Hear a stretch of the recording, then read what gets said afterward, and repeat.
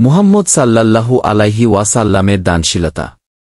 একদিন মক্কায় যখন ইসলামের সূচনা হয়েছিল, তখন সমাজে অজ্ঞতা, অবিচার এবং বিভ্রান্তি বিরাজমান ছিল। মানুষ ছিল কুসংস্কারে আবদ্ধ এবং আল্লাহর পথে চলার জন্য তারা প্রস্তুত ছিল না। এমন সময়ে আল্লাহর মহিমায় পৃথিবীতে এসেছিলেন একজন মহামানব, যার নাম ছিল মুহাম্মদ সাল্লাল্লাহু আলাইহি ওয়াসাল্লাম।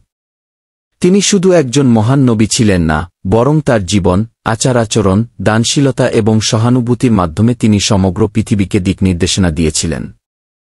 মুহাম্মদ সাল্লাল্লাহু আলাইহি ওয়াসাল্লাম এর দানশীলতা। রাসূলুল্লাহ সাল্লাল্লাহু আলাইহি ওয়াসাল্লাম জীবনের সর্বদা দানশীল ছিলেন। তার জীবনের প্রতিটি মুহূর্ত ছিল মানুষের প্রতি ভালোবাসা, সাহায্য এবং সহানুভূতির এক নিদর্শন।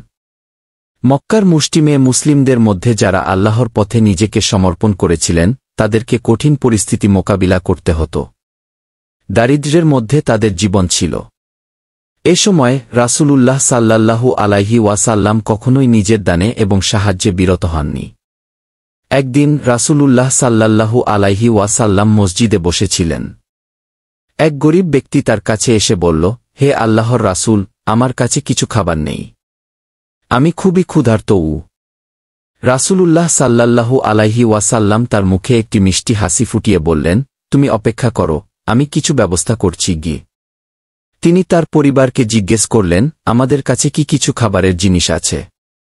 তার স্ত্রী জাওয়াইরা রাদিয়াল্লাহু আনহু বললেন, আমাদের কাছে শুধুমাত্র একটি পেটি আছে।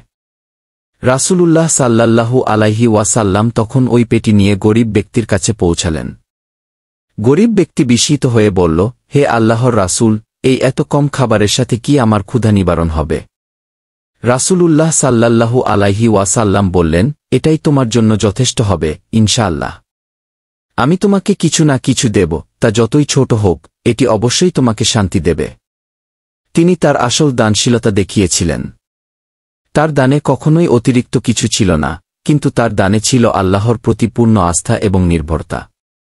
আল্লাহ তার প্রেরিত রাসূলকে সম্মানিত করেছেন এবং তার দানে আল্লাহ তাআলা সমস্ত মুসলিমদের জন্য রহমত রেখেছেন। এবং রাসূলুল্লাহ সাল্লাল্লাহু আলাইহি ওয়াসাল্লাম এর সাথে তার সঙ্গী জীবন।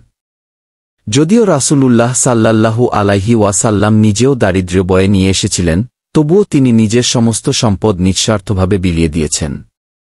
আর এমন দানশীলতা শুধু রাসূলুল্লাহ সাল্লাল্লাহু আলাইহি ওয়াসাল্লাম পর্যন্ত সীমাবদ্ধ ছিল না, তার সঙ্গী সাহাবীরাও সেই মহান শিক্ষা গ্রহণ করেছিলেন।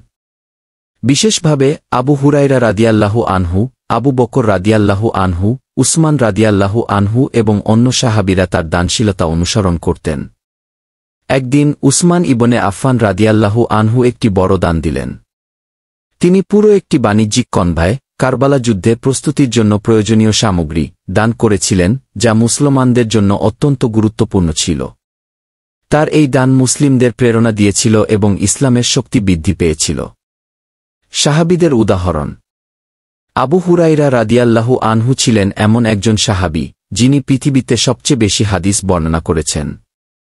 কিন্তু একদিন তিনি তীব্র ক্ষুধার জ্বালায় ভুগছিলেন। তার কাছে খাবারের কিছু ছিল না। তখন তিনি একটি মসজিদে গিয়ে বসেছিলেন এবং একজন দরিদ্র লোক তার কাছে সাহায্য চাইল। আবু হুরায়রা রাদিয়াল্লাহু আনহু নিজের অন্তর থেকে সেই দানশীলতার আদর্শ গ্রহণ করলেন এবং নিজের শেষ খাবারের অংশটি সেই দরিদ্র লোককে দিলেন।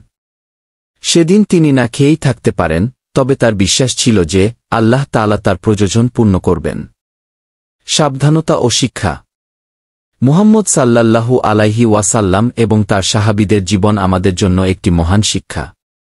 তাদের জীবনে দানশীলতা এবং মানবতার প্রতি ভালোবাসা একত্রিত ছিল।